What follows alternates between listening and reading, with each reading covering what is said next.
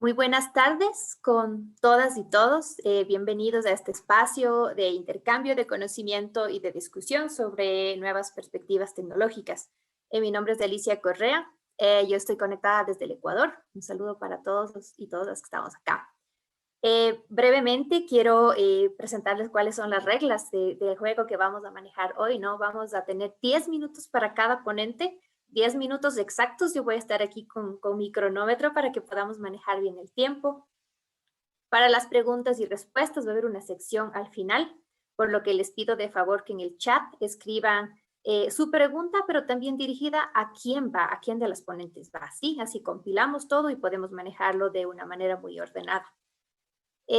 Además, para muchas personas que necesitan registrar su asistencia, se les enviará un link al final de las presentaciones y tengan en cuenta que esto se cerrará 30 minutos después del cierre de la sesión para que estén pendientes de registrar la asistencia.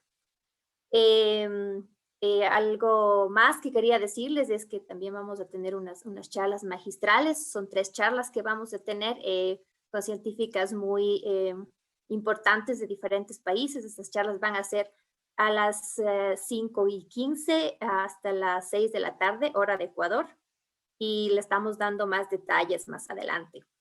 Entonces, ya listos para empezar esta tarde, quisiera dar paso a la primera expositora, quien nos va a tratar en esta tarde el tema de directores de cine entre la búsqueda de oportunidades e implementación de tecnologías. Entonces, abro esta tarde, abro el escenario para Mixaida Peña Serpa.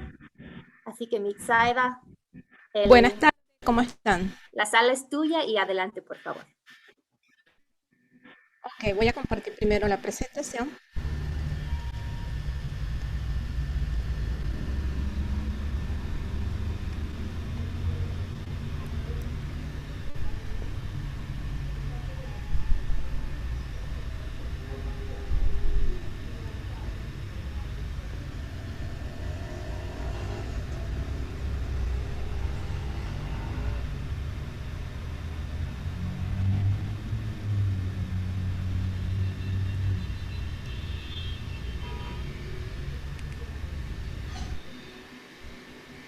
¿No la podemos ver aún?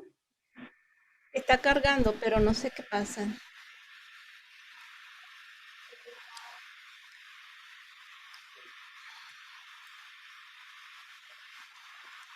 Ok, ¿la ven? Todavía no.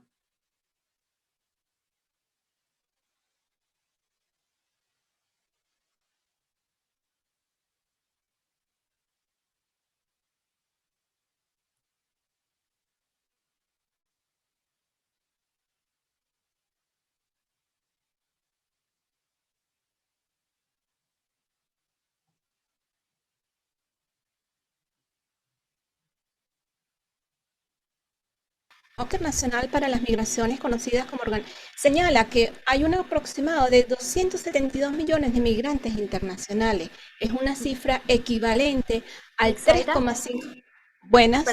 perdón que la interrumpa. No estamos viendo la presentación aún.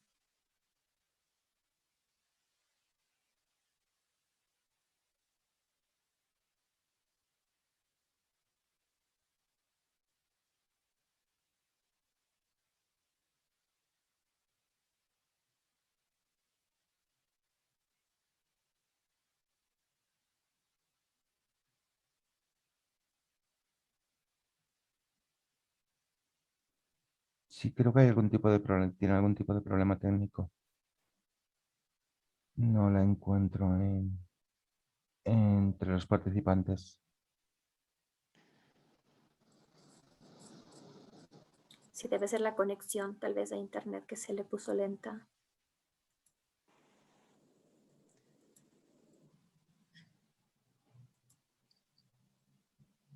Disculpas, ¿quieren que alteremos el orden? Yo no tengo problema. Sí, creo que sería mejor. Para que no tengamos un retraso muy grande luego. Estaría bien mientras nos conectamos. Entonces, sí damos paso a la siguiente ponencia, a a la segunda que estaba planificada de la tarde, implicancias de violencia de género digital. Va a participar con esta ponencia Luciana Soledad Sherbat, que en este momento abro el room, ¿no? Breakout rooms, abrimos para ella, así que bienvenida. Muchas gracias, Alicia. Ahora voy a pasar a compartir pantalla desde uno de los dispositivos. Vamos a probar suerte con la tecnología.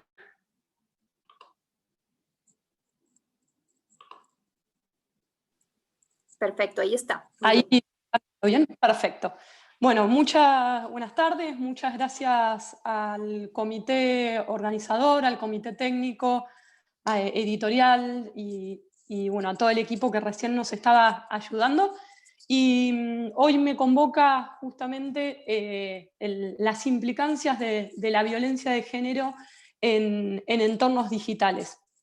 Y en este sentido, como objetivo de mi trabajo, me había planteado 3 objetivos que tenían que ver con sensibilizar a quienes hoy estamos compartiendo esta pantalla en relación a la problemática de la violencia de género digital, problematizar las interpretaciones, tanto en las instancias administrativas como judiciales, frente al hecho en sí a denunciar, y por otro lado, en fomentar en conjunto la toma de conciencia de la necesidad de adoptar marcos normativos frente al alcance de las nuevas tecnologías y los conflictos que se suscitan frente al uso de estas nuevas tecnologías. Y primero me parecía importante hacer un acercamiento a qué llamamos violencia de género digital, ¿no? Entendiéndola como todas aquellas formas de maltrato, discriminación o violencia que se ejercen hacia las mujeres y hacia el colectivo de diversidad a través de algún medio digital. Y puede adoptar diferentes formas, significar el envío de correos electrónicos amenazantes, mensajes instantáneos, publicación de información en línea, y el objetivo es que la persona que se siente agraviada y violentada sea justamente sufra una angustia, un miedo, enojo, ¿bien? Y en este sentido, ¿qué formas justamente puede asumir la violencia de género en entornos digitales? Como bien les mencionaba recién, ciberacoso u hostigamiento, amenazas, sustitución o suplantación de identidad, difusión de imágenes no consentidas, trolls, instalación de programas espías. Hoy en día el desarrollo de las nuevas tecnologías ha hecho que haya cámaras digitales, micrófonos, injurias y trolls o mobs. Bien, entonces estas nuevas formas justamente de desarrollo tecnológico nos llevan a que frente al trabajo de reseña y de antecedentes se hayan asumido nuevas modalidades del ejercicio de la violencia en los entornos que se van gestando justamente nuevas tecnologías. Bien, el dinamismo de las nuevas tecnologías también nos ha llevado justamente al ejercicio de nuevos entornos de la violencia por motivos de género. Y en este sentido, en los últimos años, y lo hicimos muy visible en este contexto de la pandemia, atravesamos los últimos años cambios en la fase económica, ambiental, social, bien, cambios políticos, ideológicos que influyen en el modo de relacionarnos. Y consecuentemente esto impacta en la manera en que constituimos y construimos los lazos sociales. Y esta forma de construir los lazos sociales, de las nuevas configuraciones familiares, consecuentemente también han sido en algunas legislaciones, como en otras no, receptados y plasmados en los cuerpos normativos. Entonces, las nuevas tecnologías, como lo muestra la imagen de la caricatura, han llevado a nuevas formas de relaciones y esto, lógicamente, ha generado aspectos positivos y aspectos negativos, ¿bien? Porque por un lado sabemos que se configuran nuevas herramientas para el contacto interpersonal, pero por otro lado han brotado situaciones en las que las nuevas tecnologías se transformaron en herramientas de subordinación y poder. Obviamente no podemos negar que justamente el desarrollo de las nuevas tecnologías también nos ha permitido a las mujeres, al colectivo de diversidad, a empoderar a un nuevo escenario de empoderamiento, tanto profesional, laboral, y también a la lucha por la igualdad de género, ¿no? Como también nos ha servido como herramientas, como las que se ven en la imagen, para el desarrollo de herramientas a través de las nuevas tecnologías para justamente prevenir la violencia de género. Pero también, paralelamente, la exposición de la vida laboral y de la vida personal puede conllevar, como dije hace un instante, al control constante, a la violencia, encontrándonos en este sentido, en consecuencia, frente a modernas modalidades del ejercicio de la violencia, ¿bien? Más conocida como violencia de género en entornos digitales. Es decir, aquellas conductas, como les mencionaba al principio, que se ejercen a través de las nuevas tecnologías en el ciberespacio, en las redes sociales. Es importante en este sentido recordar la Convención sobre la eliminación de todas las formas de discriminación contra la mujer, conocida como CEDAW, que es un instrumento vinculante, universalmente reconocido, que no solo lucha contra la discriminación de la mujer, sino que también focaliza su atención en los derechos y libertades, justamente, que se pueden reservar, preservar la dignidad y bienestar. Y justamente alienta a todas las medidas que puedan ofrecer nuevas oportunidades.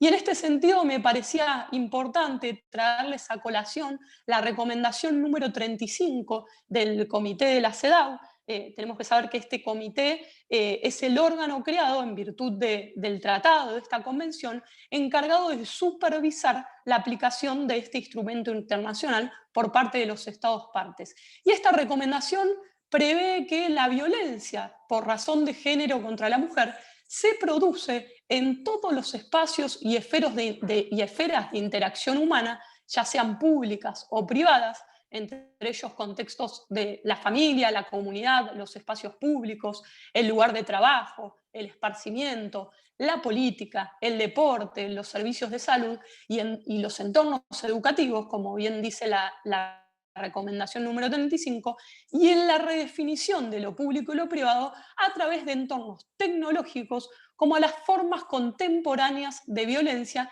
que se producen en línea y en otros entornos digitales. Bien, entonces, en este sentido, tenemos que considerar, que entender que los hechos de violencia en estos nuevos entornos crecen en la coordinación y en el uso de las nuevas tecnologías, ¿bien?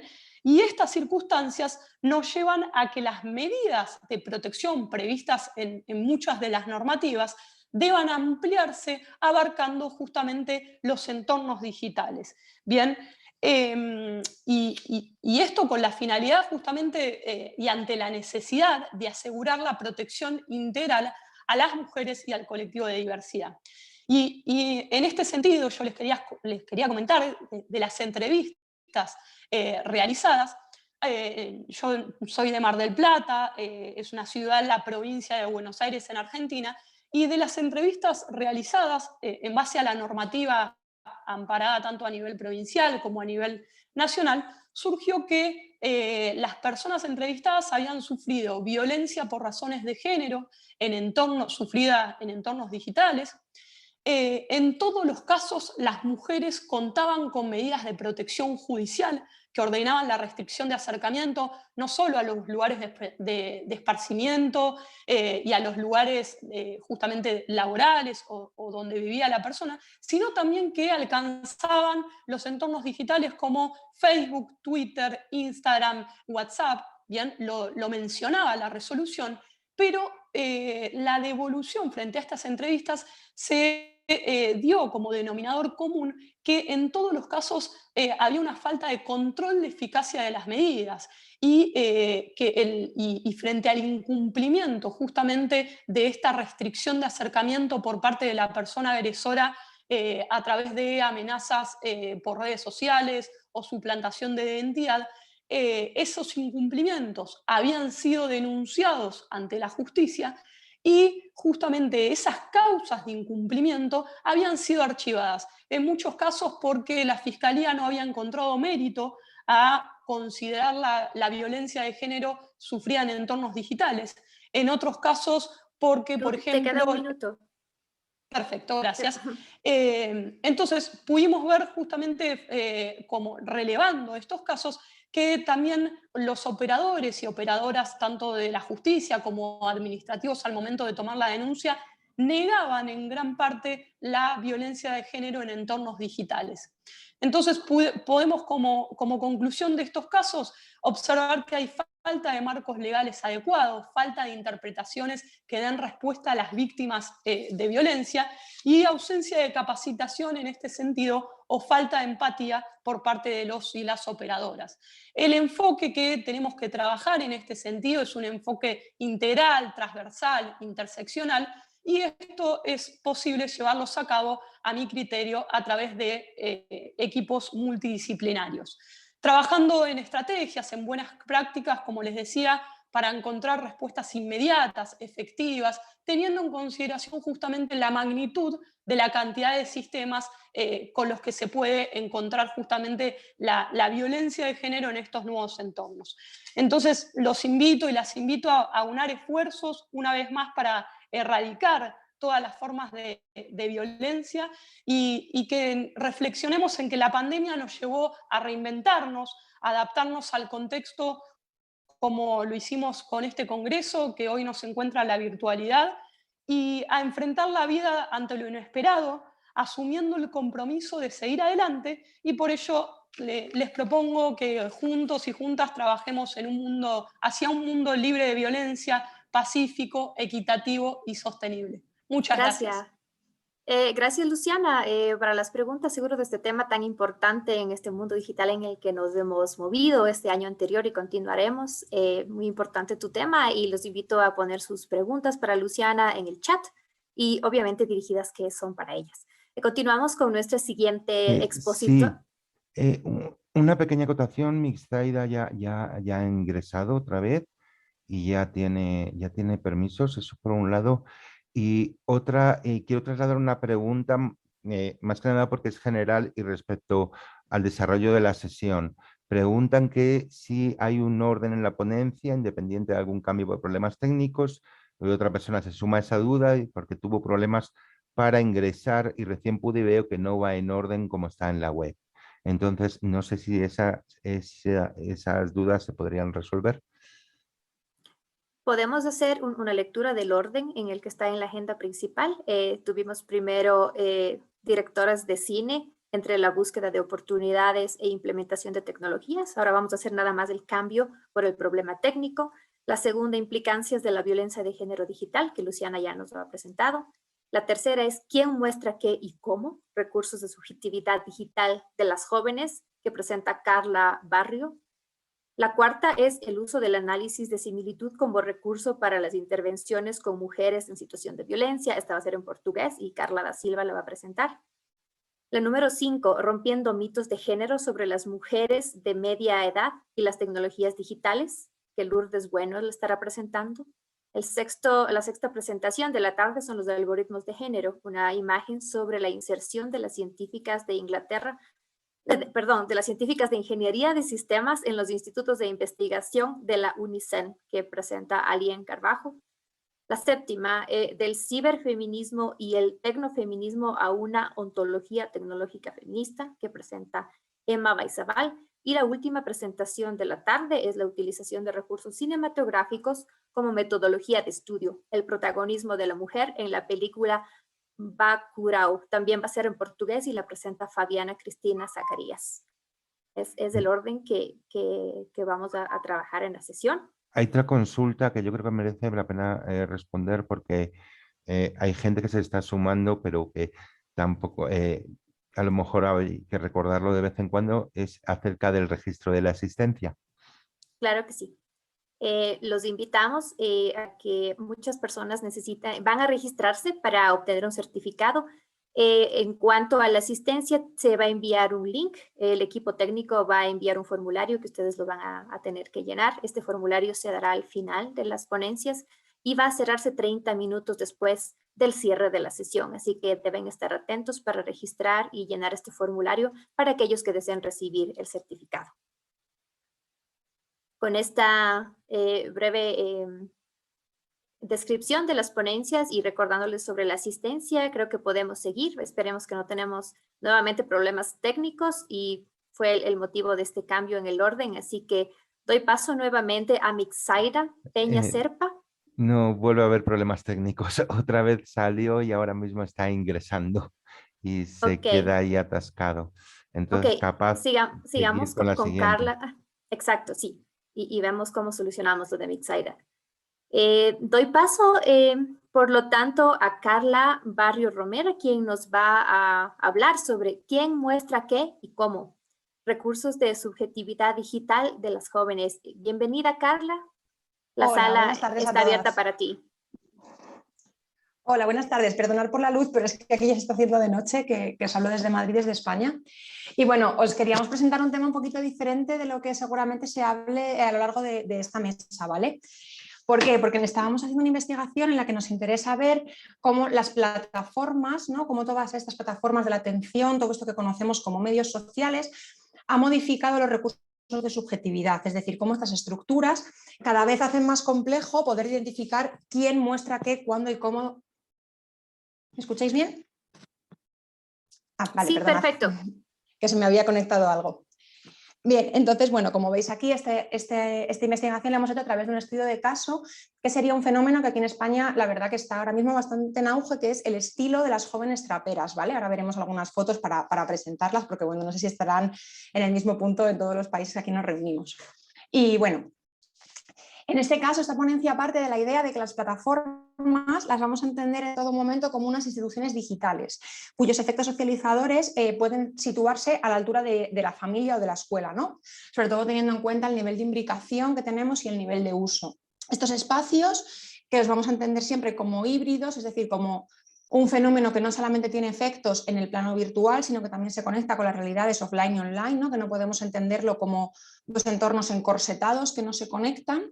Tiene efectos tangibles en las prácticas cotidianas. Es decir, por ejemplo, como comentaba la compañera con las violencias sexuales y de género, ¿no? Pueden reproducirse algunas de las lógicas que podemos ver en los entornos offline, pero también en estos nuevos espacios se quedan nuevas prácticas, lo que se conocen como prácticas vernáculas, que van a modificar en este caso la presentación y la imagen personal, ¿vale?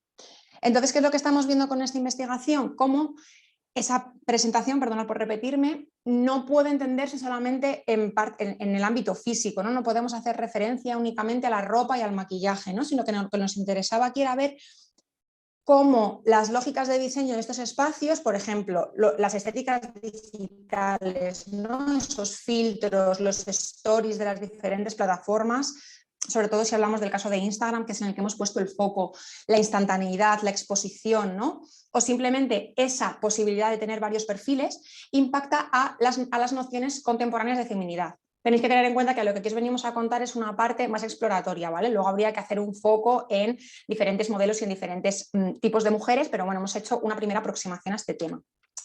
¿Cómo lo hemos hecho? Pues para ver estos efectos de las plataformas, hemos elaborado un modelo, ¿vale? Seguimos un modelo que se basa en entender estos espacios en base a su diseño, es decir, a las funcionalidades y las posibilidades para las que están diseñadas estos espacios. Por ejemplo, yo abro un perfil en redes sociales, ¿no? Y me da una serie de opciones, como subir una foto de perfil, presentarme a través de unos stories, etc. Luego estarían las affordances, que más o menos, por si no se conoce el concepto, serían los usos potenciales que tenemos de este diseño. Es decir, por ejemplo, YouTube era una plataforma pensada para subir vídeos personales, pero cuando se empezó a utilizar la plataforma, una de las affordances permitió que una gran parte del público subiese vídeos musicales, por ejemplo, ¿no? con las letras de las canciones, y se usase como un reproductor que ha derivado en lo que es hoy en día es Spotify, ¿no? Y luego también, en esa segunda parte de la investigación, de la que no vamos a hablar aquí tanto hoy, lo queríamos ver cómo, en función de esos diseños y esas affordances, se dan unas apropiaciones concretas, es decir, unos usos de la tecnología, ¿vale? Bien, lo que más nos interesaba y lo que queríamos ver, ¿no?, de estas estructuras, estas arquitecturas de las plataformas, de cómo han modificado esos modelos de subjetividad, estaban muy en relación con las economías de la atención, ¿vale? Las economías de la atención las podríamos presentar, por ejemplo, desde la publicidad, lo tenemos casi siempre bastante claro, ¿no? Es como cuanta más atención capta un anuncio, más dinero puede ganar esa marca, ¿no? Pues dentro de estos espacios, la lógica del diseño de las plataformas, como sabemos, se basa, las dirigen, son espacios privados que están a cargo de unas grandes macrocorporaciones digitales, perdón, que lo que buscan es recabar los máximos datos posibles a través de nuestros perfiles y a través de nuestras interacciones. Por lo tanto, necesitan que atraigamos atención, ¿vale? Likes, que hagamos comentarios, que interactuemos dentro de las plataformas. Por eso ese servicio se vende como gratuito a quien los utiliza. ¿Qué ocurre? Que cuando empezamos a utilizar estos perfiles, nuestros cuerpos empiezan a pensarse dentro de las plataformas, ¿no? Esa presentación personal que podemos hacer pues, aquí en un congreso, etcétera, empieza a realizarse a través de las tecnologías. Un ejemplo muy sencillo lo podríamos ver en estos paneles, ¿no? Es cómo me puedo presentar y poner mi nombre dentro de la funcionalidad que me da Zoom o el fondo de pantalla, el fondo que puedo usar para mi presentación, etcétera.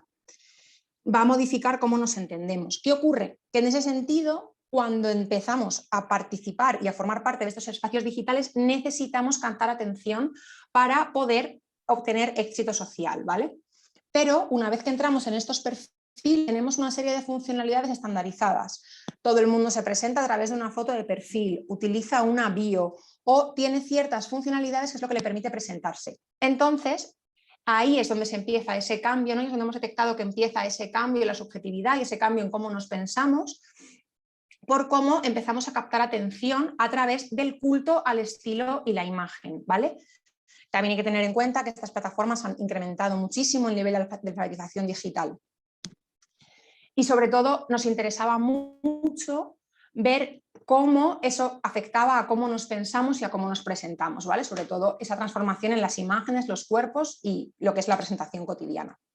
¿Cómo lo hicimos? Bueno, aquí veis un ejemplo del tipo de perfiles y el modelo de feminidad en este caso al que nos hemos estado aproximando, ¿vale? No sé si podéis ver mi cursor, aquí tenéis una imagen a lo que sería a mi derecha.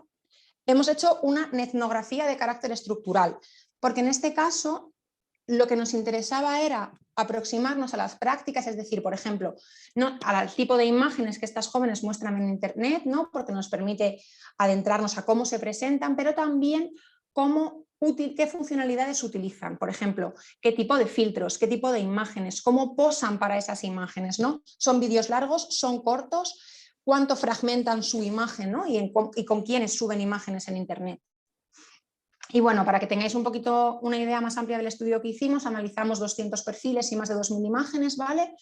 Lo estuvimos analizando con la técnica del Social Network Analysis para poder ver cómo se distribuían todos estos modelos de feminidad. Y cogimos esta estética, ¿no? Que aquí la definimos por lo menos como estética trap, porque nos parecía que hacía una muy buena intersección entre la transformación de los modelos de feminidad con unas estéticas muy basadas en el postureo, porque la música trap, por lo menos aquí a España, llega a través de las redes sociales, de plataformas como YouTube y la autoproducción musical, y sobre todo cómo utilizan estas plataformas, ¿vale?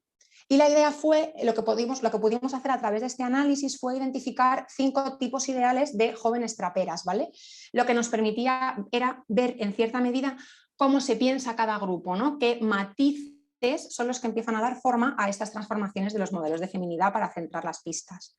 Sin ánimo de entretenerme mucho más, ya que vamos con un poquito de retraso, deciros que encontramos 4 tendencias generales dentro del estilo de estas jóvenes, ¿vale? Una la denominamos normativa, en la cual sí que encontrábamos una continuidad mayor, ¿no? De ese modelo de feminidad más clásico, menos sexualizado, digamos, lo que se conoce dentro de los códigos, como que utilizaban un código muchísimo más formal. Una tendencia que denominamos periférica, que hacía muchísima más referencia a marcadores de barrio, ¿vale? Una experimental en la que se veía muy claramente cómo tanto la feminidad como los modelos de presentación estaban basados en una constante necesidad de cambio y atraer las miradas a través de la ruptura de la norma y a través de la constante originalidad, y una más explícita, en la cual esa atención buscaba ganarse generalmente a través de una presentación dentro de los capitales eróticos.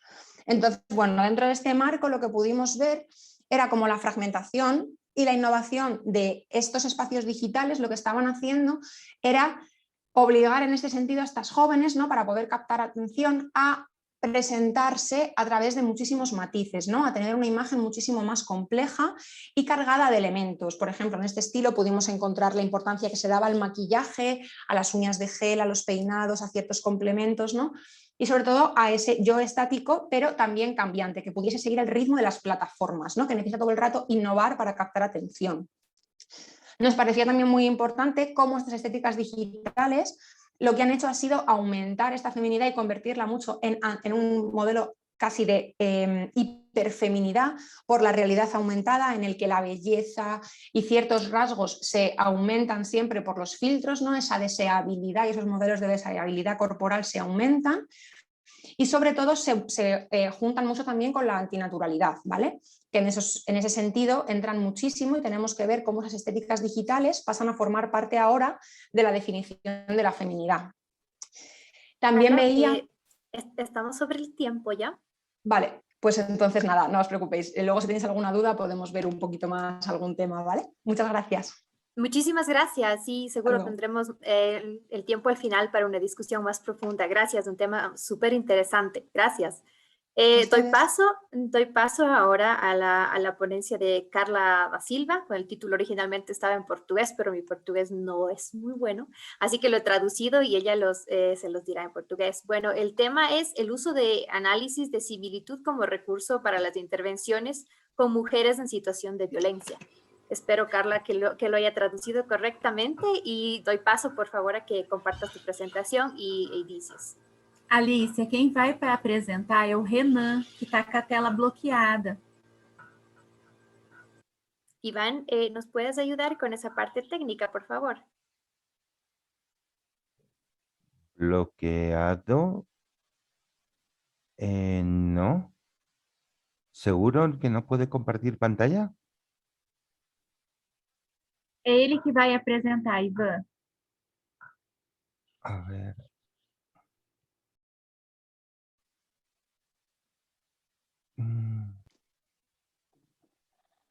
Un segundo, por favor.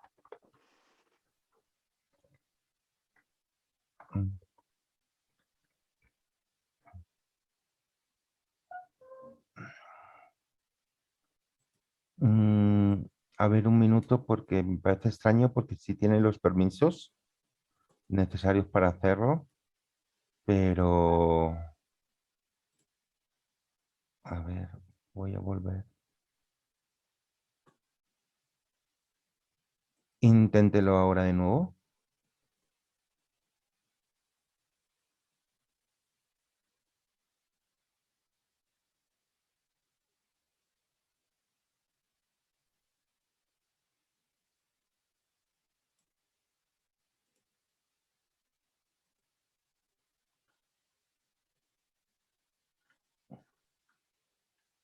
Sí, puede ahí, quizás. Alicia, você quer passar para a próxima até conseguir liberar o Renan? Bueno, sí. Damos paso hasta solventar estos inconvenientes técnicos. Lo lamentamos mucho. Bueno, siempre esto está pasando, a pesar de que vamos un año en práctica, ¿verdad? Pero sigue ocurriendo. Bueno, damos paso a la siguiente ponencia. Si Lourdes Bueno Sánchez se encuentra con nosotros acá, abro el espacio para ella. Quien nos va a presentar el tema Rompiendo mitos de género sobre las mujeres de mediana edad y las tecnologías digitales.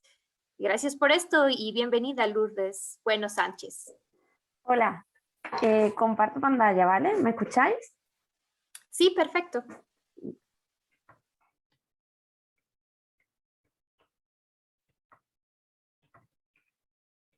¿Veis la presentación, verdad?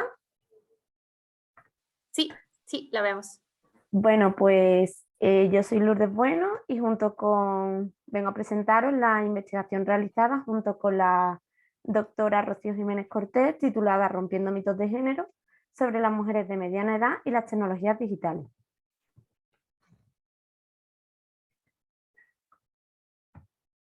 Esta investigación se enmarca dentro de los retos de la sociedad andaluza, conforme a la Estrategia de Innovación de Andalucía 2020 y también con el Plan Andaluz de Investigación, Desarrollo e Innovación. Además está en consonancia con dos retos europeos, la sociedad digital y la economía. Y esta investigación parte de la hipótesis de que las mujeres de mediana edad están superando poco a poco las brechas digitales, además de una forma activa, participativa. Además concuerda con estudios recientes como los de Arias, el cual confirma y avala que las personas mayores se están metiendo de lleno en esta sociedad digital y en concreto y en especial las mujeres. Pues para este estudio hemos seguido una metodología cualitativa con un método fenomenológico hermenéutico, lo cual buscamos indagar en las historias de vida de las mujeres de mediana edad con respecto al uso de las tecnologías digitales e Internet. La muestra quedó conformada por 12 mujeres de entre 50 y 65 años y atendiendo a Horrigan hicimos una distinción entre niveles, usuarias élite, las que más dominio tenían con respecto al uso de las tecnologías digitales e Internet, usuarias intermedias y aquí tengo una errata, usuarias escasamente activas tecnológicamente. En cuanto al procedimiento de muestreo, se realizó un muestreo intencional combinado en bola de nieve, intentando hacer especial hincapié en la variable grado uso de las tecnologías digitales. Para el instrumento se utilizó una entrevista cualitativa inédita de la profesora Jiménez Cortés y semiestructurada con preguntas tipo ¿qué piensas sobre Internet? ¿Qué te aporta en tu día a día? En cuanto al análisis, pues en primer lugar se obtuvieron los consentimientos informados y se hicieron las entrevistas. El análisis se realizó a través de Atlas-T. Se obtuvieron 52 unidades de análisis y se siguieron 2 ciclos de codificación cruzada entre investigador novel e investigador experto. Bueno, pues en cuanto a los resultados, pues destacamos 5 mitos. En primer lugar, hablamos del mito del uso de las redes sociales por parte de las mujeres solo para sociabilizar y entablar relaciones. Las mujeres que hemos entrevistado nos argumentan que de forma contraria ellas sienten rechazo a entablar conversaciones, sobre todo con personas ajenas a su vida, a su ciclo, a su núcleo, y desconfían de este contacto a través de las redes. Por otro lado, es verdad y hemos sacado muy en claro que las redes sociales generan en ellas una gran apertura. Realizan una serie de actividades, se sienten actualizadas, se sienten informadas, entretenidas. Son una herramienta que les beneficia mucho en su día a día. Por otro lado, en relación con el mito de la victimización potencial de estafas, vemos que las mujeres entrevistadas tienen mucha cautela en el uso de los dispositivos tecnológicos e Internet en relación a trámites, pues trámites bancarios o compras por Internet. 5 de las 12 mujeres consideran que ellas nunca podrían ser víctimas de estafa porque toman sus medidas y toman precauciones para ello. Por otro lado, otras 6 consideran que nunca podrían decir que no serían víctimas de estafa, pero que de igual modo ellas se protegen. Finalmente, solo una nos ha comentado que sí, que ha sido víctima de estafa, aunque no lo cataloga como tal. Ella no comenta que ha sido víctima de estafa, simplemente que ha habido una situación en la que cree que le han engañado, van por ahí. Por otro lado, hemos encontrado otro mito, el mito de la sobreexposición de la vida privada en redes sociales, cosa que a día de hoy encontramos sobre todo en jóvenes, pero vemos que esto no se da en las mujeres de mediana edad. Ellas usan las redes sociales, pero no exponen su vida. Más bien la usan pues para otros fines y para mantener el contacto, aunque no sea de forma directa, con personas de su círculo, que a lo mejor pues están más distanciadas o ven menos. Pero ellas no suelen publicar su su vida diaria. Para ellas esto es un poco, aunque consideran que el Internet, las redes sociales y las tecnologías digitales son un avance, piensan que esto es un poco de intrusismo en la vida de los demás. Por otro lado, en relación con el mito del espionaje, vigilancia y conspiración en Internet, este es un mito pues, que iba orientado a la idea que se tiene de que los dispositivos tecnológicos nos escuchan, que nos espían, que usan nuestra información pues, para determinados fines.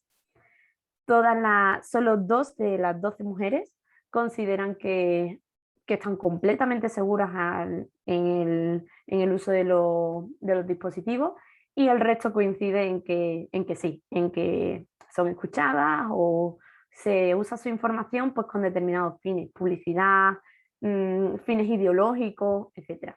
Por último, el mito de la tecnofobia es un mito que se ha dado en muy, muy menor frecuencia. Solo 2 de las 12 mujeres pues, presentan rechazo y sentimientos negativos hacia las tecnologías digitales e Internet. Bueno, pues estos resultados se concluyen, pues hemos podido averiguar y hemos conocido que hay mitos que se rompen. El mito de que las mujeres usan las redes sociales exclusivamente para sociabilizar, no hemos coincidido de esta forma. Además, lo avalan estudios previos como los aportados por Jiménez Cortés en 2015. Por otro lado, tampoco sobreexponen su vida privada a través de las redes sociales. De nuevo, volvemos a coincidir con otros estudios de la misma autora en 2016. Además, coincidiendo también con los datos obtenidos por el Instituto Nacional de Estadística en 2016, las mujeres de mediana edad no son en una mayor medida víctimas de estafas cometidas a través de Internet. Por otro lado, sí hay mitos que siguen perdurando, como el mito del espionaje, la vigilancia y la conspiración en red. Y aunque en menor medida, pues mitos como la tecnofobia, aunque aquí pues se ve que las mujeres, aunque con un poco de rechazo, se meten de lleno en este mundo digital que les ha tocado vivir. Bueno, pues para concluir, me gustaría destacar que debemos seguir pues indagando en esta situación, en la situación de las mujeres de mediana edad, ya que sobre todo a partir de este año y medio que llevamos de pandemia, el uso de los dispositivos tecnológicos se ha ido por las nubes. Ahora mismo pues todo es un entorno digital, más si cabe que anteriormente, y son en este aspecto un grupo vulnerable que debemos pues seguir indagando y seguir ayudándoles en la medida que nos sea posible. Aquí tenéis nuestros correos, espero que os haya gustado, y si tenéis alguna duda pues no dudéis en escribirnos. Muchísimas gracias. Excelente y muchísimas gracias. Gracias también por mantenerte muy bien en el tiempo. Seguro al final habrá muchas preguntas sobre tu tema. Muchas gracias. Gracias una vez más.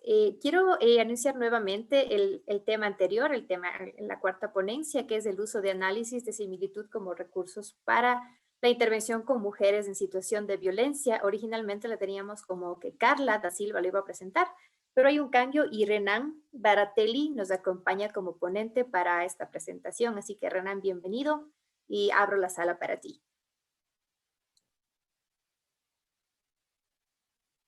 Boa tarde a todos, a todas, boa tarde. Vocês escutam bem? Que estava com esse problema do áudio, então tá tudo certo. Bom, pessoal, meu nome é Renan Baratelli, estou aqui para apresentar o nosso trabalho, meu e da Carla da Silva, análise de similitude como recurso tecnológico. Renan, Renan, un minuto, ¿podrías ponerlo por favor en modo de presentación? Ah, ok. Foi? ¿Todavía no? Agora acho que foi. Perfeito, agora sim. Gracias. Obrigado. Então eu vou apresentar o nosso trabalho, meu e da Carla Silva. Eu sou Renan Baratelli.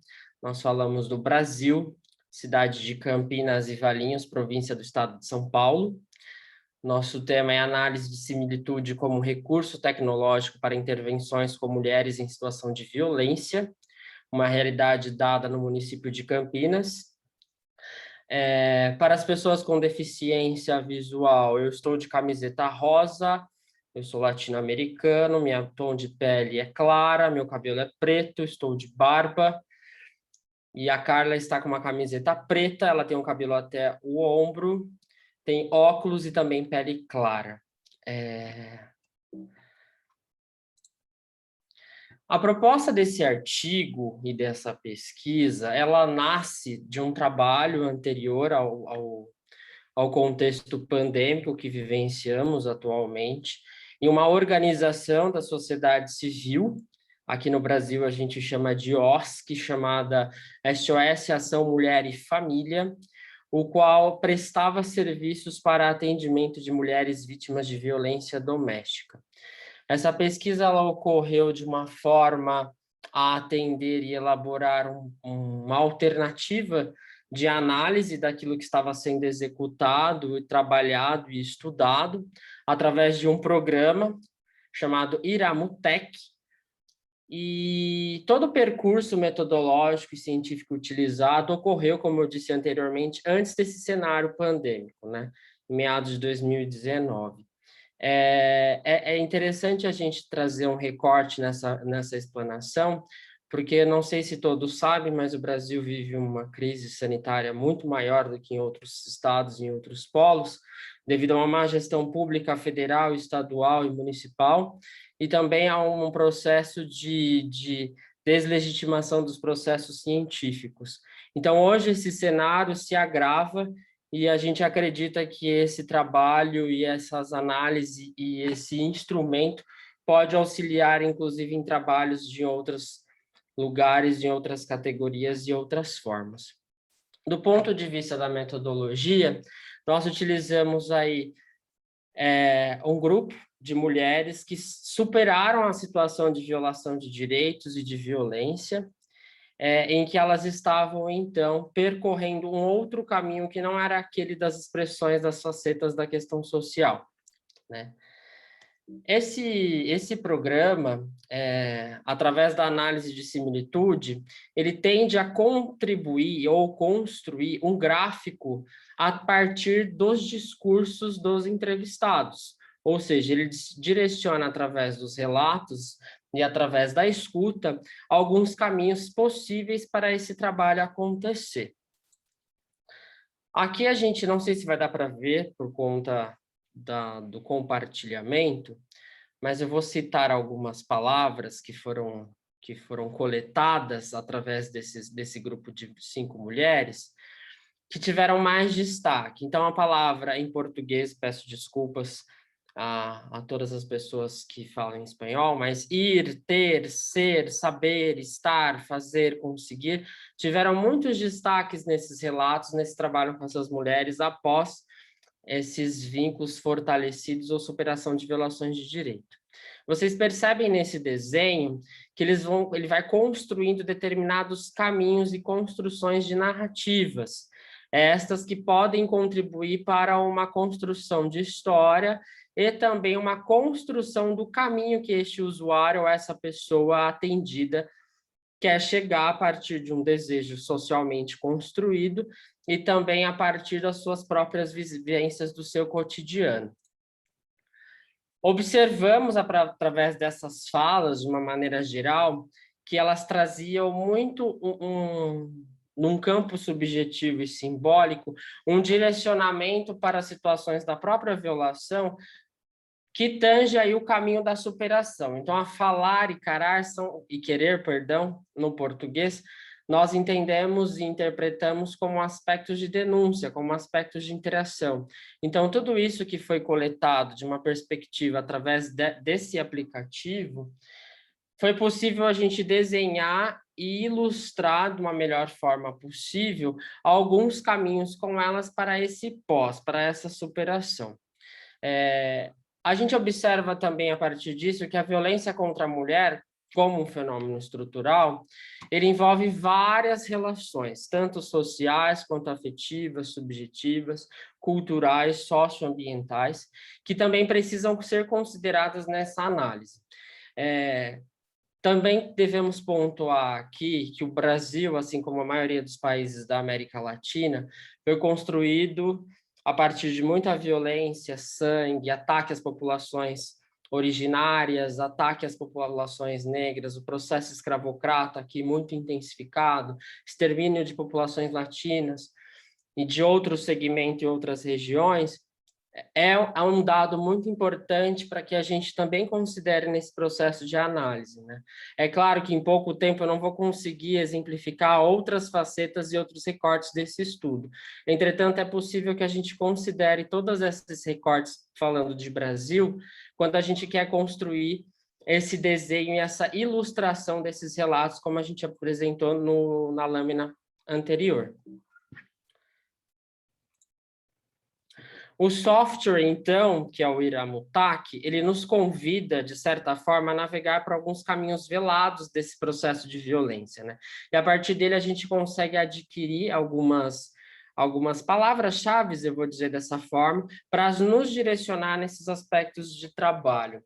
Esse serviço do SOS Ação Mulher havia serviços de prestação no campo do serviço social, da psicologia e profissionais do direito, que auxiliavam e trabalhavam numa perspectiva interdisciplinar do trabalho e que invocava ali um aspecto de segurança e fortalecimento comunitário. A partir desses relatos e através desse aplicativo, conseguimos identificar alguns desenhos e alguns caminhos possíveis a serem seguidos por essas mulheres que estavam em processo de superação de violação de direito, assim como também em processos que derivam da finitude dessa situação ou dessa dinâmica familiar conflituosa. Então, conforme exemplificado nesse gráfico, observamos que existem vários caminhos a partir desse discurso do próprio usuário, desenhado por ele, e que é possível que a gente, fora, em outro aspecto, consiga enxergar novos elementos que a própria violência pode ou não nos dar no aspecto do cotidiano profissional. E, por fim, antes que eu termine a minha lâmina, é muito interessante usar esse aplicativo para as próximas pesquisas no cenário pandêmico, porque ainda mais em trabalhos remotos, a gente trabalha muito pela linha do discurso e dos relatos. Então, é uma ferramenta importante e interessante nesse momento, para que a gente consiga, a partir desse discurso remoto ou online, a gente conseguir elaborar novos caminhos ou outros caminhos para uma possível superação de violações de direito e ou fortalecimento pessoal e psicossocial, né?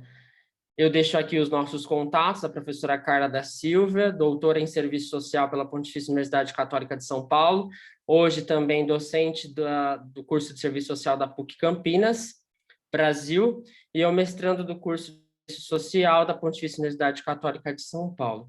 Meu muito obrigado, estamos todos juntos. Muchísimas gracias o muy obrigada, Renan. Qué gusto tenerte acá, es nuestro primer ponente y con una ponencia muy, muy importante y muy interesante. Les pido a todos los que tengan preguntas para Renan, por favor, ponerlo en el chat para luego dirigirnos a él y a Carla para discutir a fondo el tema. Doy paso, muchas gracias Renan nuevamente, doy paso a nuestra siguiente ponente, es Aileen Carbajo, si se encuentra con nosotros. Nos va a tratar el tema de los algoritmos de género, una imagen sobre la inserción de las científicas de ingeniería de sistemas en los institutos de investigación de la UNICEN. ¿Se encuentra Aileen con nosotros? Hola, buenas tardes a todos y todas. No, lo va a presentar Elizabeth López Vidone, la ponencia. Perfecto. Elizabeth está con nosotros y está con los permisos para compartir pantalla.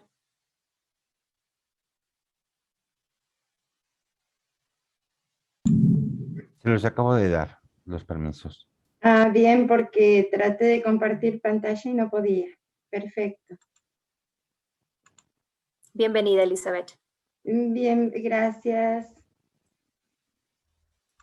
Se ve bien porque en este momento yo no puedo...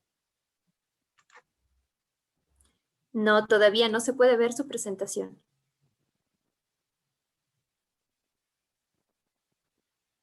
¿En este momento? No, todavía no.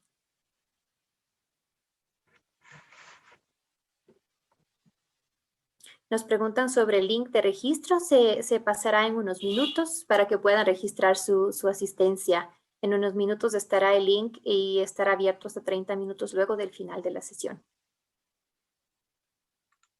Ahora sí, vemos una presentación, sí. Perfecto. Perfecto, perfecto. Gracias, Elizabeth. Bienvenida. No, por favor, un saludo desde Argentina, provincia de Buenos Aires, Tandil. Con Ailén generamos este artículo, esta ponencia, que trata sobre la subrepresentación de las investigadoras en el campo de las tecnologías de la información y la comunicación. A tal fin nos basamos en 4 núcleos que forman parte de el complejo científico de la UNICEN, la Universidad del Centro de la Provincia de Buenos Aires, y para llevar a cabo nuestro trabajo y realizamos un análisis de las memorias de dichos núcleos desde el año 2010 al año 2019. Entonces, la propuesta está destinada a identificar en realidad los factores que llevan a esa subrepresentación de las mujeres en el campo, sobre todo de las tecnologías, porque estos grupos de investigación de lo que se ocupan es de generar tecnologías de software, tecnologías en robótica, en inteligencia artificial. Entonces lo que pensamos es, a partir de la identificación de la cantidad de mujeres que componen dichos núcleos, diagnosticar las variables que conducen a esa subrepresentación y pensar algunos lineamientos que puedan generar posibles soluciones destinadas a sortear los obstáculos que las mismas tienen en su inclusión, en el desarrollo de su carrera como profesionales, y su permanencia a corto y mediano plazo. Entonces, para ello se utilizó, en primer término, la noción intuitiva de lo que es un algoritmo, ¿no? Y un algoritmo en realidad es una serie de procedimientos y reglas que en este caso llevan a la ausencia de paridad participativa. También debo de aclarar que la paridad participativa, o sea, la condición de ser un par dentro de un área laboral o dentro de la sociedad, es un concepto que proviene de Fraser y que se ha desarrollado en el transcurso de la década del siglo XXI. Comenzamos a ver por qué en realidad existen tan pocas mujeres, o se incluyen tan pocas mujeres en la carrera de ingeniería de sistemas, que es la carrera base en la cual se toman estos núcleos los agentes para llevar a cabo la tarea científica. Bueno, y en este caso encontramos que existen, por una parte, patrones simbólicos, culturales, que están conformados por perspectivas heteronormadas, por valoraciones androcéntricas y por preconceptos acerca de en qué disciplina deben incluirse las mujeres para ser exitosas en su vida profesional, ¿no? Estos patrones, en realidad, se refuerzan a través de los medios de comunicación y de las redes sociales, pero aquí también influye cuestiones que son propias de la disciplina, o sea, cuestiones que son estructurales y que incluyen valores, un lenguaje específico, ritos, que llevan a una primera etapa de inclusión de las mujeres en este área se vea cercenada.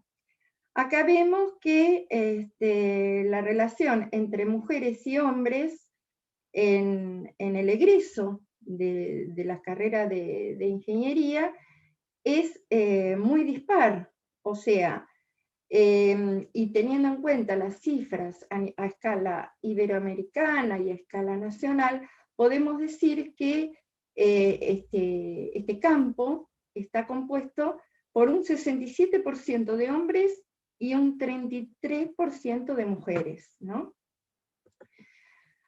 Pero eso no es solamente la cuestión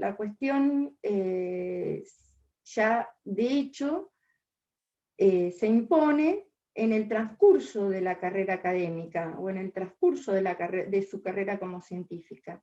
¿Por qué? Porque el porcentaje de mujeres incluidas en estos 4 núcleos, en realidad, durante el periodo estudiado, es de 35%, siendo quizás el núcleo que mayor paridad participativa tiene, en este caso, es el INTIA, que tiene un 37,5% de mujeres, y en el otro extremo se encuentra el PLADEMA, que tiene un 18% de mujeres. También observamos que los directores y los codirectores tanto de núcleos de investigación como de proyectos en los cuales se incluyen mujeres, no se asiste a la dirección o codirección por parte de las mujeres. Entonces, asistimos a lo que generalmente se denomina como techo de cristal, o sea, las mujeres no pueden acceder a la dirección o codirección de los núcleos de investigación, si en un 21% vemos que las mujeres dirigen algunos de los programas existentes. También nos dedicamos a mirar o a observar la huella de la investigadora, esto es, la posición de autoría en los papers que se publican, y las redes, la inclusión en las redes de colaboración. En cuanto a la posición de autoría, vemos que como primer investigador hay solo un 20% de mujeres que figura en los artículos, en el periodo estudiado, y sobre todo son revistas donde hay poco referato de pares o inexistencia de referato de pares. Generalmente aquellos artículos que se mandan a lugares como Latindex tienen una menor participación aún de las mujeres como primer autor. Respecto a las redes de colaboración, también ocupan una posición de subrepresentación. Las mujeres, en realidad, donde mayor cantidad encontramos, es sobre todo en aquellos artículos en los que figuran como segundos o tercer autor. Cosa o cuestión similar encontramos cuando nos fijamos en la participación como par evaluador, ya sea en revistas o ya sea en instituciones del ámbito científico-tecnológico. En este caso, por ejemplo, la cuestión como par evaluador en revistas, encontramos solamente a mujeres en un 18%, o sea, son llamadas como pares evaluadores solamente en un 18%. Sí, asistimos a que cuando se las convoca como miembros de comités científicos, de congresos o otras actividades que se queda un minuto, por favor. Bien, de menor relevancia, encontramos sí un 77% de mujeres que son convocadas. Bueno, en realidad estamos asistiendo a que, y ya con esto voy concluyendo la exposición, en realidad nos encontramos con dos problemas que requieren de dos soluciones distintas. Uno es el problema anclado en lo que podríamos denominar el efecto Matilda, y en ese sentido me parece que habría que sensibilizar a quienes conforman estos grupos de investigación, y son hombres, a partir de la ley Micaela, ley que en Argentina está pensada para aquellos que forman parte de instituciones y organismos estatales. Y en cuanto a techo de cristal, que es el segundo efecto o la segunda problemática que se ha detectado, quizás lo que se debería hacer es un conjunto de reglas y normas claras que permitan o que le otorguen a las mujeres una paridad participativa.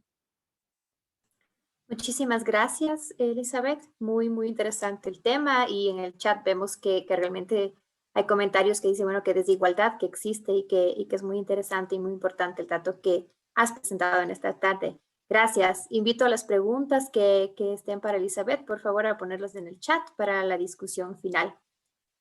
Dicho esto, doy paso a nuestra siguiente ponente. Emma Baizabal se encuentra con nosotros. Sí, hola. Perfecto. Bienvenida, Emma. Nos va a tratar el tema del ciberfeminismo y el tecnofeminismo a una ontología tecnológica feminista. Bienvenida, Emma. Ahora la sala está abierta para ti. Muchas gracias. Yo no tengo una presentación, más bien quiero compartirles el texto que voy leyendo. Ahí ya pueden verlo, ¿verdad? Sí, sí lo vemos. Ok, perfecto. Por cualquier cosa que vaya algún retraso o que se pierda la conexión. Bueno, empiezo. Cuando se habla de tecnología, se mientan categorías tales como aparatos, instrumentos, herramientas, dispositivos y máquinas como si fuesen sinónimos. Incluso al interior de ciertos discursos sociológicos y filosóficos, lo tecnológico es concebido como una suma de objetos de producción moderna que se encuentran inscritos en la gran narrativa del progreso tecnocientífico. La breve y eurocentrada historia de la filosofía de la tecnología que normalmente es trazada se resume, grosso modo, en un antagonismo irreconciliable entre la posición tecnófoba y la posición tecnófila. La primera caracteriza la tecnología como la causa pura de la enajenación, la pérdida de la experiencia y la mistificación de la vida, así como la mercantilización de los cuerpos, el territorio, la naturaleza. En resumen, la tecnología sería así amalgamada con el capitalismo. La segunda postura, por otro lado, vería en la tecnología el sueño dogmático de la libertad, la emancipación, el progreso y el futuro utópico. En efecto, esta tecnología también sería posible gracias al capitalismo, pero en su presentación más bonachón. En general, ambas aproximaciones a la cuestión tienen algunos problemas. En principio parten de un sesgo colonialista propio del norte global, característicamente masculinista. Entienden que la tecnología son los instrumentos o medios con los cuales se satisfacen ciertos fines, esto es, se trata de nociones instrumentalistas, en donde la tecnología solo puede ser esclavizante o emancipadora, y desplazan el problema de estos instrumentos particulares hacia la ideología que los produce, como una forma particular, capitalista, extractivista, dominante en general, que determina los mismos. Para hacer frente a estos problemas, distintas teóricas feministas han hecho aportes críticos sobre las condiciones epistémicas y políticas desde las cuales se desenvuelve la producción técnica. Especial atención tiene la forma en que la misma modifica la vida, los cuerpos, la naturaleza y las subjetividades de las mujeres. Entre las feministas socialistas, por ejemplo, las relaciones entre las mujeres y las tecnologías, y la tecnología pasa por el reconocimiento del trabajo reproductivo, el lugar de las mujeres en el trabajo en general y las labores de cuidado. Judy Wagman ha desarrollado importantes análisis teóricos sobre la relación entre el género y la tecnología, que recoge tanto estos aportes como las críticas del feminismo radical que se centran en los cuerpos sexuados y el respectivo ejercicio de la sexualidad de las mujeres. La propuesta tecnofeminista de esta autora se basa en un enfoque constructivista de la tecnología que recoge la doble implicación y co-creación entre la materialidad tecnológica entendida como una red de artefactos, instituciones, organizaciones y otras, y el género, en donde la relación entre la producción y el diseño y el uso y consumo no solo es más estrecha, sino que tiene que ser deconstruida. Donna Haraway es sin duda el paradigma desde el que se han articulado una serie de reflexiones cuyo motivo principal es el cyborg o la máquina semiótico-material. Los ciberfeminismos de los 90 nacieron de estas inquietudes y abarcan un amplio espectro de prácticas políticas digitales, desde la representación y participación de los cuerpos femeninos feminizados en los espacios digitales, hasta el cuestionamiento de la conformación de estos mismos cuerpos y prácticas en dichos espacios. La importancia de los espacios digitales en estas prácticas radica en que son entendidos no como ajenos a las prácticas cotidianas, sino como una extensión que en muchos casos emancipa el potencial inventivo desde la recodificación. Desarrollos teóricos contemporáneos, por ejemplo, entre las xenofeministas, han seguido una línea de análisis de la tecnología que guía la participación de la producción de una mejor calidad de vida para las mujeres. Aunque estas propuestas se centran en la aceleración de la producción técnica para lograr la destrucción de todo, incluso el género, el recurso se presenta más como una provocación política que como una estrategia teórica fuerte. En contextos propiamente latinoamericanos, los hackfeminismos tienen fuertes movilizaciones puestas del lado del acceso, la apropiación y la reescritura de los recursos técnicos como el algoritmo, los protocolos, las servidoras. Ya sea que se busque democratizar el Internet, propiciar la producción de aparatos que emancipen a las mujeres de las tareas domésticas, o incluso el viejo sueño vuelto pesadilla de la reproducción asistida, muchas de las posturas brevemente esbozadas suelen apoyarse del presupuesto instrumentalista que concibe la tecnología como la producción industrial de objetos discretos que sirven a la emancipación de un sujeto político particular, las mujeres. En lo que sigue me gustaría recuperar la reconceptualización que hace Gilbert Simondon de la tecnología para pensar otros modos posibles de nuestras relaciones con los objetos técnicos. Lo que nos interesa de esta concepción es que se encuentra enlazada al proceso de individuación e individualización, es decir, a la condición modal por la cual lo real llega a ser. Acá no se trata del viejo problema entre la división del ser y del ente. Asumimos que todo ente lleva en sí una carga de ser que no agota los potenciales del mismo, diríamos un exceso del que emanan siempre nuevas potencias. La individuación es precisamente el proceso por el cual lo que es viene a ser en su modalidad.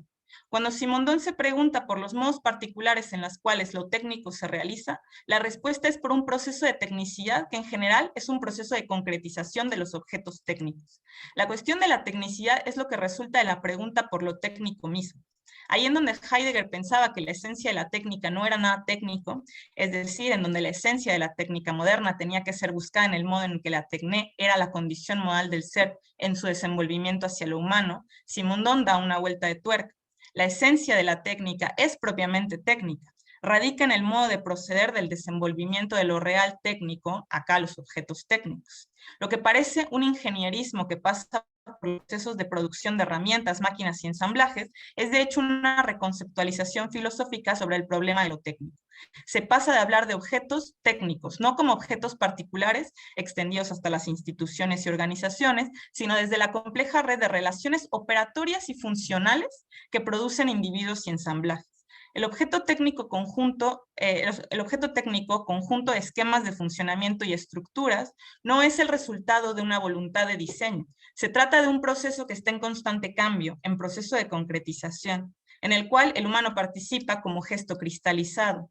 Descubrir tal proceso como el ámbito propio del desenvolvimiento de lo técnico es la tecnología misma. La tecnología así entendida se desplaza de los particulares construidos de la revolución industrial para acá hacia un proceso de reflexión filosófica que va al encuentro de lo técnico en lo técnico mismo.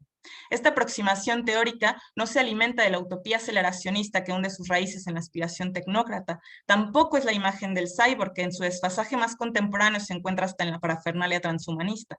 Aproximaciones problemáticas por cuanto se olvidan precisamente de la producción técnica en sentido operativo y terminan por confeccionar un ideal robótico con los sesgos de un humanismo que reniega de sí mismo. La potencia de lo técnico no viene dada por el modo emancipador en que los objetos técnicos pueden ser usados, Diríamos con Stigler que toda técnica es un fármaco, que puede ser veneno y antídoto. Sin embargo, la potencia de la misma no está ni de un lado ni del otro, sino en el acto concretizador que el proceso técnico mismo revela como su operación, la inventiva. De manera análoga, cuando se habla de cuerpos, como los cuerpos de las mujeres, los cuerpos feminizados, no se habla de biología, sino de estructuras operatorias que se organizan y reorganizan, que conforman significaciones y que producen sentido. Al hablar de la potencia técnica de los cuerpos, no pretendemos perdernos en las honduras de la condición protésica de los humanos, cuya inflexión técnica se centra en una biología extendida. Con esta idea se busca desplazar el problema de la determinación del sujeto como identidad estable, clara y distinta, por ejemplo, la mujer. Al contrario de esta determinación que recae ya sea en un abstracto sujeto político, en un individuo particular al modo de la mercadotecnia neoliberal, la inventiva técnica es el germen que dispara la individualización colectiva. Para Simondon, la noción de invención refiere a la aparición de la compatibilidad extrínseca entre el medio y el organismo, y de la compatibilidad intrínseca entre los subconjuntos de la acción. Esto significa que la invención puede ser entendida como objeto producido que media relaciones, pero también, y diríamos que más importante, como acto que permite la modificación y creación de las mismas. El acto de invención es una actividad catalizadora del movimiento que produce no solo objetos, sino formas nuevas de habitar la vida. Lo relevante de toda acción inventiva es el efecto que produce, no solo en términos de su resultado u objeto, sino de la operación misma de la que depende, que funda y reestructura. La invención es inducida por una necesidad de compatibilidad interna que se efectúa y expresa en el sistema organizado que incluye como subconjunto al ser viviente a través del cual adviene. Toda operación inventiva, en su sentido técnico, es una modificación o creación de una estructura. Si bien refiere a mediaciones heterogéneas, tiene un lugar funcional entre órdenes diferentes y como tal permite que la acción del sujeto tenga lugar. Insistimos en que dicha invención no refiere solamente al uso práctico con el que se resuelve un problema, sino al acto que expresa y dirige la vida, la construcción de un ámbito relacional.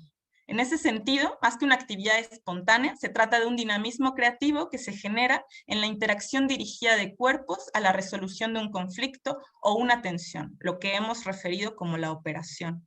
Esta noción de invención... ¿Estamos sobre el tiempo? Sí, ok, acabo ya.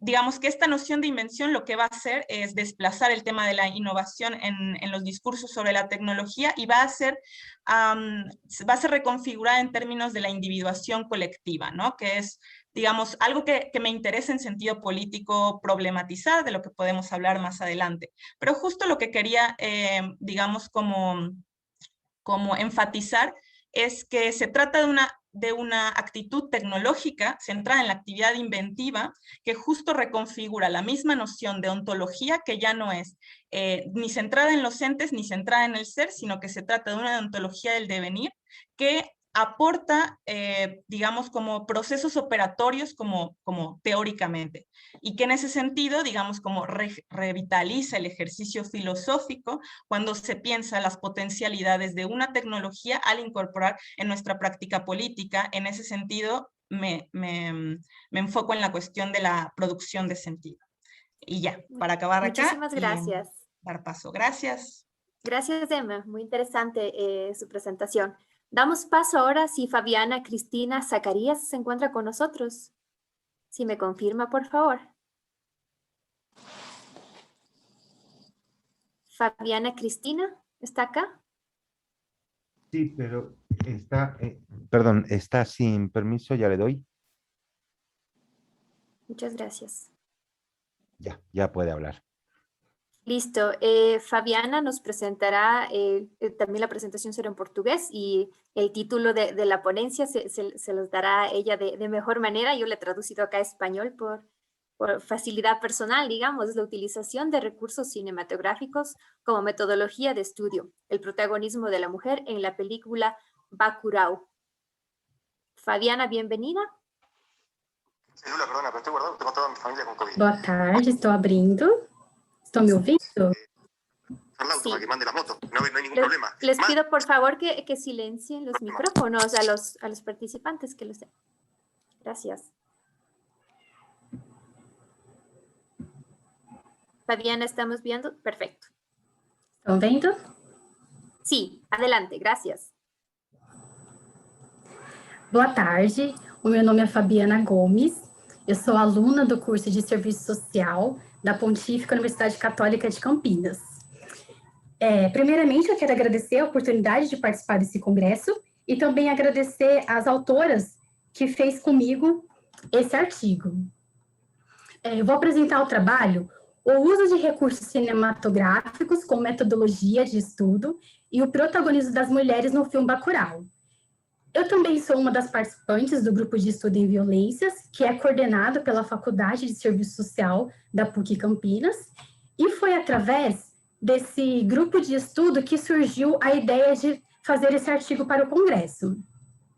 As atividades do grupo de estudo de violências iniciaram em 2019 com alunos do curso de Serviço Social, mas também com alunos de outras áreas. É um grupo aberto para quem realmente tem interesse na temática das violências, tem desde graduando como pós-graduando, e nós estudamos nesse grupo vários autores que abordam as questões das violências. O objetivo do grupo é proporcionar momentos de estudo e aprofundamento teórico das violências, provocando a leitura crítica dessas realidades com uma reflexão, tanto no nível individual, mas também no coletivo, colaborando assim para uma construção de estratégia e proteção de combate às violências. No contexto da pandemia, com o fechamento da universidade e também o distanciamento social, nós tivemos que nos reinventar, criando uma nova metodologia, que é de reflexão virtual. A partir disso, utilizamos filmes cinematográficos, tanto nacionais como internacionais, que mostram as diversas expressões das violências. E, através dessa metodologia, percebemos também que aproximou o conhecimento teórico da realidade vivida. Esta é uma ferramenta muito importante, muito útil como tecnologia para analisar o papel da mulher na arte e correlacionar com os estudos de gênero. Com essa nova metodologia, nós utilizamos lives ao vivo durante todo esse período, e cada live a gente utiliza algum autor, alguma referencial teórico. Já trabalhamos com o filme Coringa, que é um filme americano que aborda as questões das violências estruturais e a saúde mental como consequência. Bacurau, que é o objetivo desse trabalho. O Poço, que é um filme espanhol lançado em 2020, que apresenta as violências de forma ampla, englobando a estrutura da sociedade, a violência psicológica e, sobretudo, retrata sobre a sobrevivência humana. Cidade de Deus, que é um filme brasileiro também, lançado em 2002, ele apresenta as violências territoriais e estruturais e retrata bastante a realidade de muitas regiões aqui do Brasil. Para a construção desse artigo, nós escolhemos, então, o filme Bacurau, que é um filme brasileiro, e ele vai trazer um debate aprofundado das violências e sua resistência, o território vivido, a pauta de disputa desse território e, principalmente, o protagonismo das mulheres. Em relação à fundamentação teórica do filme Bacurau, nós escolhemos 3 autores, 2 deles brasileiros e 1 latino-americanos, porque acreditamos que eles estão mais próximos da realidade do Brasil. Martim Baró é um autor latino-americano que destaca a desumanização que acontece com as violências. Ele traz essa ideia que a violência é uma manifestação a partir de uma violência já pré-existente. Ele traz a ideia também que a violência ela é produzida pela existência de uma estrutura social, pautada na opressão, na desigualdade social, na miséria, e sendo assim ela pode ser justificada pela visão dele. Outro autor é o Milton Santos, que é um geógrafo brasileiro. Ele não discute a violência, mas ele vai falar sobre a questão do território e como ele pode ser um mecanismo de disputa e gerador de violência. Por último, a Rosemarie Muraro é uma autora brasileira com pensamento feminista. Ela foi conhecida em 2005 como uma patrona pelo Congresso Nacional Brasileiro, com a produção de mais de 40 livros falando sobre o feminismo e pela luta dos direitos das mulheres. Trouxemos agora algumas fotos para contextualizar o filme Bacurau. Bacurau, então, é uma cidade fictícia localizada no sertão nordestino do Brasil, e o filme ele vai mostrar as diversas mazelas, o sofrimento dessa comunidade, que eles não são reconhecidos como território. E, por consequência disso, a ausência de políticas públicas, políticas sociais, a população ela sofre com o descaso do prefeito da cidade, não tem infraestrutura como saneamento básico, a saúde e a educação é bem precária. essas são só algumas formas de violência. Outra violência é a disputa pelo território, porque Bacurau ele foi vendido em uma negociação do prefeito da cidade para um grupo de americanos que planejavam o extermínio dessa população. Eles caçavam as pessoas para matar, não só o extermínio dessa população, mas também o extermínio da cultura, da história, do território inteiro de Bacurau. Nessa primeira foto, que vocês estão vendo uma mulher negra, é a Carmelita. A Carmelita é uma senhora de 94 anos. Nas primeiras cenas do filme, mostram o funeral da Carmelita e já mostra a representatividade do coletivo de Bacurau, onde toda a comunidade está ali reunida, prestando seu afeto e o respeito por Carmelita. Assim como a Carmelita, as mulheres de Bacurau têm uma influência muito grande no território. Elas exercem papel de liderança, estão na organização política. A Carmelita, ela subverte essa lógica dentro de uma sociedade patriarcal. As mulheres são vistas em Bacurau sem distinção de gênero, sem prioridade, elas dirigem caminhão, são donas de bares, estão na luta pelo coletivo. A segunda foto é uma foto polêmica, mostra a foto de uma mulher nua, né, segurando uma arma de fogo, mas nós trouxemos essa foto como em função da resistência da Força Armada, no protagonismo das mulheres nessa resistência também. Na terceira foto é a foto do Museu de Bacurau, onde também é dirigido por uma mulher que tem apreço em valorizar a história de Bacurau, e ali ela mostra uma marca de sangue na parede, que ali foi onde aconteceu um dos ataques dos americanos contra essa população, e ela fala que essa marca tem que ficar na parede como forma de resistência para que eles possam lembrar desse dia.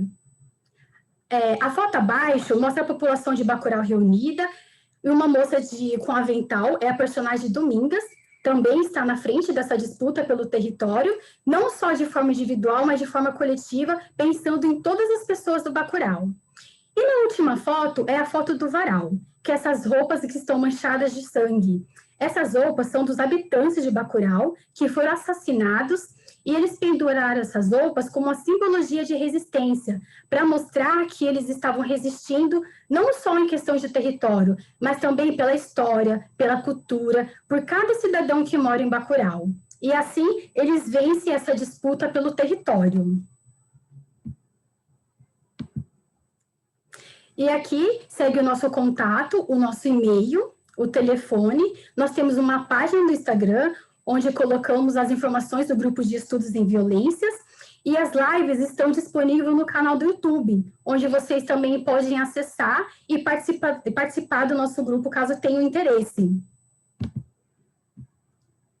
E aqui são as autoras do nosso artigo, que é a professora e doutora em Serviço Social, Carla, a Dandara, a Fernanda e a Milena, que estão presentes aqui na nossa apresentação.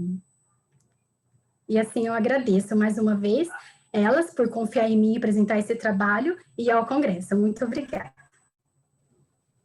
Muchísimas gracias, Fabiana. Una presentación muy, muy interesante, lo que has mostrado, las imágenes y demás ahí. Seguro dan mucho material para discutirlo luego con las preguntas que seguramente los asistentes tendrán para ti. Damos paso ahora a la última presentación, que estaba planificada hacer la primera, pero por el problema técnico la hemos pasado a la última de esta tarde. Si es que Mixaida está con nosotros, Mixaida Peña. Sí, buenas tardes, gracias por la segunda oportunidad. Claro que sí, bienvenida. Mixaida nos va a presentar directoras de cine entre la búsqueda de oportunidades e implementación de tecnologías. Bienvenida, Mixaida, y está abierta la sala para ti. Ok, muchas gracias. No voy a compartir la presentación, no voy a hacer, el internet está muy inestable, entonces en vista de eso, bueno, prefiero hablar. Directoras de cine entre la búsqueda de oportunidades e implementación de tecnología. Sabemos que la Organización Internacional para las Migraciones señala un aproximado de 272 millones de migrantes internacionales, una cifra que equivale al 3,5% de la población mundial, según la data de 2020. Venezuela se ubica en la quinta posición con más de 3,7 millones de desplazados. Entre esos desplazados encontramos profesionales de todas las carreras y las disciplinas, entre ellos directores y directoras de cine aquí en Venezuela. En vista de esa situación, observamos que los hombres, los directores, los cineastas, son los que están más publicitado a través de las redes sociales y las mismas páginas web. Pero ¿qué pasa con las mujeres? ¿Qué pasa con las directoras? Las directoras venezolanas que fueron migrantes. ¿A qué se dedican y cómo utilizan la tecnología fuera de Venezuela? Son interrogantes que me inquietaron a formular y presentar esta investigación, que busca comprender el fenómeno de estudio por medio de algunas entrevistas cualitativas aplicadas a 4 directoras venezolanas dedicadas a la dirección y producción de cine. Entre ellas, Alejandra, Belén Orsini, Ana Cristina y Rondón. 4 directoras venezolanas que han migrado, han regresado, vuelven a migrar y que utilizan como forma de sobrevivencia lo que han aprendido aquí en Venezuela, lo que han aprendido en su vida, en su experiencia profesional, como es la tecnología. En vista de esas entrevistas, surgieron categorías emergentes que nacen y buscan comprender el significado del cine para ella. Por ejemplo, el cine para Belén es vida, pasión, libertad y amor. En cambio, para Alejandra Spleckin es una oportunidad que le da el cine para darle voz a otras personas. Es así como Mariana Rondón dice que el cine es algo que recorre por las venas de las personas y es el cine en los actuales momentos un sueño para Venezuela. Otras las categorías emergentes está relacionada con los contextos versus las temáticas. Las directoras no se olvidan de su país, salen, migraron, pero no se olvidan de su patria. Es así tanto lo que ha marcado el contexto venezolano, que sus trabajos, sus publicaciones, sus guiones, sus revisiones, sus cortometrajes y largometrajes están marcados por el contexto venezolano. Por ejemplo, una de las directoras, Mariana Rondón, en su entrevista con Sirgen en el año 2020, dice que hace muchos años solo se imaginaba historias de terror, no solo como género. Nosotros más que nadie hemos estado preparados para esta pandemia, desde un aprendizaje de la precariedad, del miedo, la angustia y un alma totalmente en guardia. Es así como Ana Cristina Enrique lo toma con más serenidad. Encuentros por internet para fortalecer ese mundo interior de cada una de las directoras. Belén Orsini busca en otra categoría emergente esa escritura y lectura, es decir, que esa categoría nos da a analizar esos guiones y le divierte mucho, además de ser un trabajo, es un modo de distracción durante pandemia y escribe para la revista Cocina y Vino, es decir, que no solamente escriben cine, sino que se dedican a escribir otras cosas, entre esas cocina, vino, café y viajes, como es el caso de Alejandra Spleckin.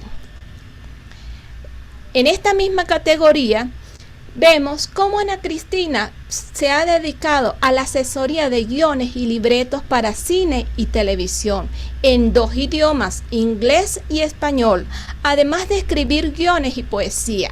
Es decir, que esta inquietud de Ana Cristina también es transmitida a Belén y hoy en día Belén Orsini también se dedica a analizar guiones como otra forma de sobrevivir ante la migración.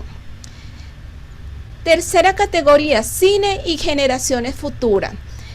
Lo ven como el trato de hacer lo que hicieron por mí, trato de ser incluyente, en palabras de Belén Orsini. Es decir, que nunca se olvidan de la generación futura, esa generación futura que va a dar la cara tarde o temprano por el cine venezolano, dentro o fuera de nuestro país. Existen 3 directoras venezolanas que implementan la tecnología dentro de la industria televisiva. Es decir, que todo aquello que aprendieron por años aquí en Venezuela, en diferentes organizaciones públicas y privadas, lo han implementado fuera de Venezuela, pero en un sector muy familiar o muy complementario con el cine. Pero en este caso hablamos de la industria televisiva, un espacio menos afectado por la pandemia si lo comparamos con la industria cinematográfica. En comparación con Mariana Rondón, en entrevista con Sirgen, si me dices que no habrá una sala de cine, empiezo a pensar en historias de Zune, es decir, que en vista de estas dificultades y obstáculos que hemos vivido cada uno de nosotros desde nuestras profesiones y donde está ahorita el online, las plataformas, se piensa entonces en crear cortometrajes, largometrajes, mediometrajes, obras cinematográficas, pero historias basadas en nuevas plataformas, en este caso Zoom. Son directoras venezolanas de cine que se adaptan a los nuevos contextos. Sus temáticas reflejarán problemáticas, valores y emociones que las envuelven en el día a día. No dudarán en aplicar las tecnologías conocidas dentro de su carrera, dentro de su profesión, dentro de los años de experiencia y aplicarla dentro de otro sector como la industria televisiva. Y más que una fuente de trabajo, es una fuente de inspiración que impulsa la capacidad productiva de contenidos, poemas, guiones, libros, blogs y libretos. Son directoras favorecidas por la tecnología implementada, donde la imaginación y la creatividad crecen en diferentes espacios. Quizás no sean los espectadores los que podrán disfrutar directamente, pero ahora están los lectores, la audiencia televisiva y aquellos seguidores que siempre están pendientes. Y de esta forma termino mi presentación y muchas gracias por la segunda oportunidad. Mixaida desde Venezuela. Gracias. Muchísimas gracias por su presentación. El inconveniente técnico finalmente se superó. No pudo haber no pudo compartir la pantalla, pero su exposición fue bastante clara y seguro muy interesante para todos los participantes.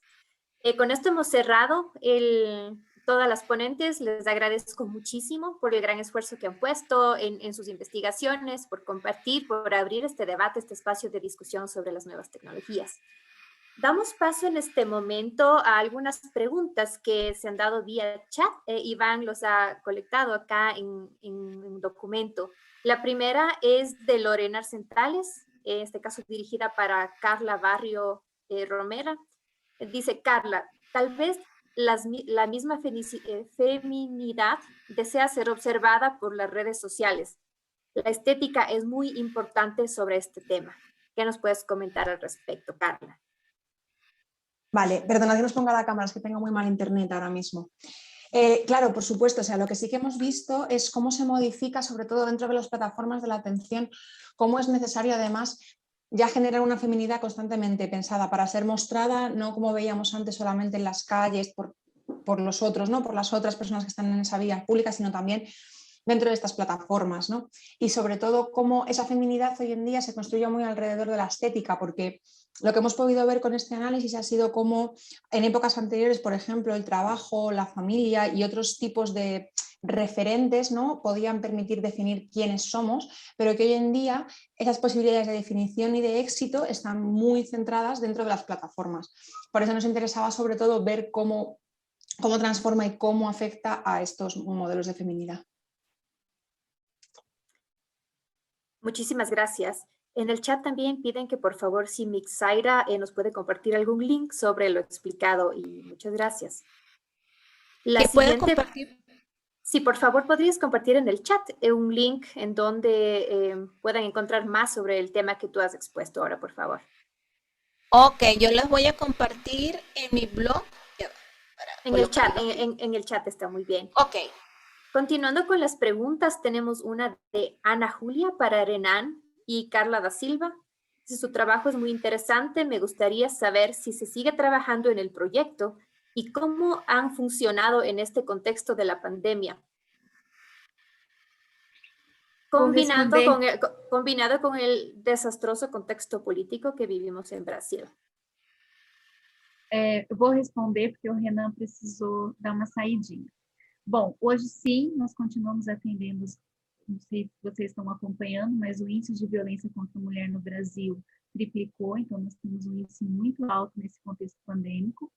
E nós continuamos atendendo as mulheres de forma remota, pelo atendimento no WhatsApp, e também alguns grupos de forma online. Quando a situação precisa de um atendimento de urgência, como um abrigo de mulheres, ou mesmo ir até a delegacia, hoje a gente consegue fazer o boletim de ocorrência também por internet, mas quando precisa da presença, nós vamos acompanhando as mulheres em situação de violência. Então, não está está muito difícil o atendimento aqui no Brasil em função disso, por conta da pandemia e por conta que algumas cidades ainda têm lockdown. Então, nós estamos aí atravessando um momento muito complicado, mas estamos e mantemos o atendimento com as mulheres em situação de violência.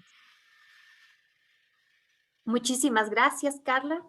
La siguiente pregunta es de Luis Eduardo Patiño. Lamentablemente no está para quién, como lo puso para todos, así que les invito a quien la vea que la puede responder, por favor. Dice, bueno, ¿hay inclusión de las identidades de género dentro del gran universo del género normado? Algunas veces por las costumbres, el machismo, la fobia interna de ser mujer, entre otros. Si se asemeja a una de las presentaciones que se han dado, o Luis Eduardo nos puede, por favor, decir para quién estaba dirigida la pregunta, nos ayudaría mucho.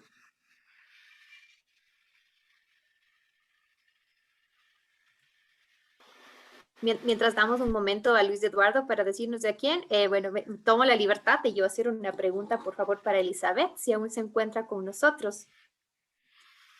Elizabeth presentó el caso de las ingenieras en sistemas, por hacerlo breve. Lo que quería saber, Elizabeth, es si es que este análisis y estas conclusiones de tu investigación las ves extrapolables a Iberoamérica o es algo mucho más puntualizado. Y la segunda pregunta que me viene a la mente es ¿qué tipo de revistas fueron analizadas? Sí, revistas indexadas, pero ¿qué tipo fueron? Latindex, Scopus, y si es que nos podrías, por favor, explicar un poco de esto. Muchas gracias. Bueno, gracias por tu pregunta. Y sí, estas cifras son extrapoladas a América Latina. Eso en realidad conforma parte de la primera parte de la ponencia. Lo que pasa es que no me quise extender demasiado sobre ese tema. Me pareció que era más interesante que por ahí vieran las cifras en micro.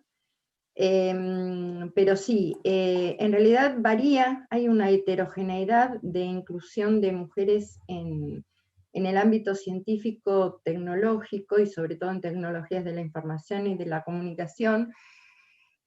Y esa heterogeneidad se refiere a diferentes países. En algunos casos hay una inclusión del 14%, en otros de un 21%. En Argentina es del 32, 33%. O sea, las cifras que yo mostré a escala local sí se replican o tienen la misma dimensión que a escala nacional. Siendo que en Argentina particularmente la paridad de género, sobre todo en lo que es investigación en instituciones de educación superior, está bastante firme porque en general somos uno de los países con mayor paridad de género, incluso en muchos casos supera, ¿no? Las mujeres superan la inclusión en el ámbito científico-tecnológico con un 58%, 52% aproximadamente. Aún así, en el ámbito o en la disciplina de las TICs, se asiste a un 32-33% a escala nacional. La segunda pregunta que me habías realizado, ¿cuál era? Es en cuanto a qué tipo de revistas, porque se analizó la primera autoría, coautorías y el seguimiento de las científicas. ¿Qué tipo de revistas fueron estudiadas? Mira, fueron, porque, a ver, la publicación de cada disciplina, y sobre todo de las disciplinas que se relacionan con la informática, se hace generalmente en idioma inglés y en ámbitos donde tienen una gran presencia estas editoriales anglosajonas, que en definitiva son las que marcan el índice H, y el índice H es, o el índice de mención en los diferentes artículos como autor, son las que marcan la línea general, ¿no? De dónde se publica, tanto tanto en aquellos grupos que pertenecen a la UNICEN como grupos que pertenecen a todos los ámbitos nacionales, las instituciones de ciencia y tecnologías nacionales, y por eso sí, la revisión se hizo básicamente en Scopus y en Latindex. Y en el Saber también. El Saber es otra de las editoriales en las cuales se hace mucha publicación, sobre todo de lo que se refiere al ámbito de TICs, por este tema del índice H y de que todos quieren en realidad tener un índice H alto, porque eso les da, o es sinónimo de tener una mayor especialización en la temática, de tener una mayor relevancia en el campo, o sea, como diría Bourdieu, de tener un mayor capital simbólico, ¿no? Perfecto. Muchísimas gracias por la respuesta.